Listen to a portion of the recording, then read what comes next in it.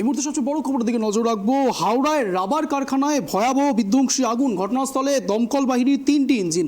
আগুন নিয়ন্ত্রণে আনার চেষ্টা অব্যাহত। ঘটনাস্থলে দমকল বাহিনীর 3টি ইঞ্জিন এসে পৌঁছেছে। হাওড়া লিলুয়া গোশালা রোডে বিধ্বংসী অগ্নিকাণ্ড। এটি রাবার কারখানায় ভয়াবহ আগুন। ঘটনাস্থলে দমকল বাহিনীর 3টি ইঞ্জিন এসে পৌঁছেছে। আগুন নিয়ন্ত্রণে আনার চেষ্টা অব্যাহত।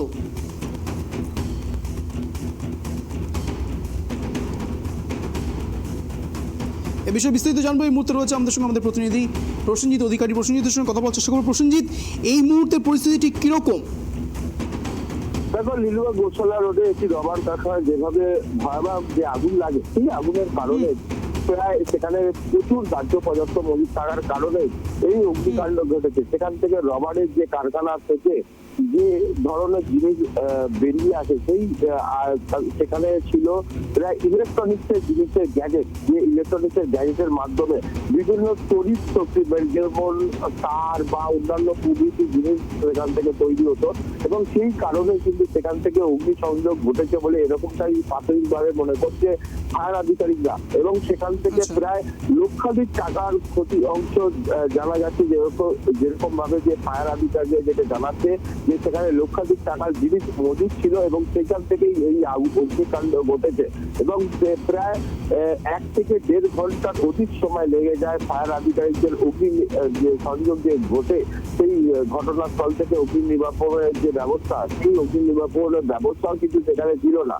সেই কারণে কিন্তু আরো অগ্নি নির্বাপনের অগ্নিশিখা আরো তীব্রতর আকার নিতে থাকে, এবং আশেপাশে যে সকল ফ্যাক্টরিরা ছিল সেই সকল ফ্যাক্টরিতে অগ্নিসংযোগের ঘটনা ঘটতে পারতো, এরকমটাই কিন্তু স্থানীয়রা মনে করছে। তবে ফায়ার আধিকারিকরা তারা 3টে দমকলের ইঞ্জিন আছে, পরবর্তী সময় আরো আনতে পারার সম্ভাবনা দেখা যাচ্ছে। তবে এই ঘটনার পরিপ্রেক্ষিতে সেখান থেকে একটি রানী ঝিল বলে একটি ঝিল রয়েছে, সেই ঝিল থেকে অগ্নি নির্বাপনের জন্য জল সংযোগ করে, এবং ফায়ার আধিকারিকরা সেখান থেকে জল মজুত করে সেখানে অগ্নি নির্বাপনের যে ব্যবস্থা থাকে সেখানে জল সংযোগ করে সেখানে আগুন নিয়ন্ত্রণে আনার চেষ্টা করে। তবে পকেট পাওয়ার জন্য বিফলভাবে ব্যর্থ হয়, যেহেতু 7 টাকা এই অগ্নি নির্বাপনের ঘটনা ঘটে, তার পরিপ্রেক্ষিতে কিন্তু ব্যাপকভাবে প্রায় 4 থেকে 5 ঘন্টা হয়ে গেল অগ্নি সংযোগের যে ঘটনা ঘটে সেই সেখান থেকে কিন্তু আগুন নিয়ন্ত্রণে আনার চেষ্টা চালালেও কিন্তু আগুন নিয়ন্ত্রণে আসে না।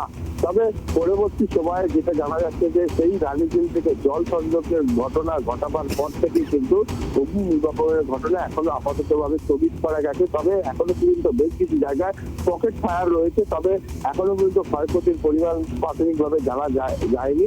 তবে যেটা মনে করা হচ্ছে যে লেবাররা যারা সেখানে শ্রমিকরা ছিল সেখানে কিন্তু প্রচুর সংখ্যক শ্রমিক কাজ করে, তারা কিন্তু দ্রুততার সঙ্গে বাইরে বেরিয়ে আসে। তবে এখনো পর্যন্ত ক্ষয়ক্ষতির পরিমাণ বা আশঙ্কাজনক অবস্থার পরিমাণ জানা যায়নি, এখনো পর্যন্ত তারা চেষ্টা চালাচ্ছে। বেশ ধন্যবাদ। নজর রাখো প্রসেনজিৎ। যে খবর দিকে নজর আছে, আগুন নিয়ন্ত্রণে আনার চেষ্টা এখন অব্যাহত। একেবারে রাবার কারখানায় ভয়াবহ অগ্নিকাণ্ড। হাওড়ায় রাবার কারখানাতে ভয়াবহ অগ্নিকাণ্ড। আগুন নিয়ন্ত্রণে তৎপর 3টি ইঞ্জিন। এখনও পর্যন্ত হতাহত কিংবা কোনো ক্ষয়ক্ষতির আশঙ্কা করলেও সেখানে এখনও পর্যন্ত সেই বিষয়ে কোনো খবর জানা যায়নি। তবে নজর রয়েছে আমাদের। নজর রাখুন ট্র্যাক টিভি বাংলার পর্দায়।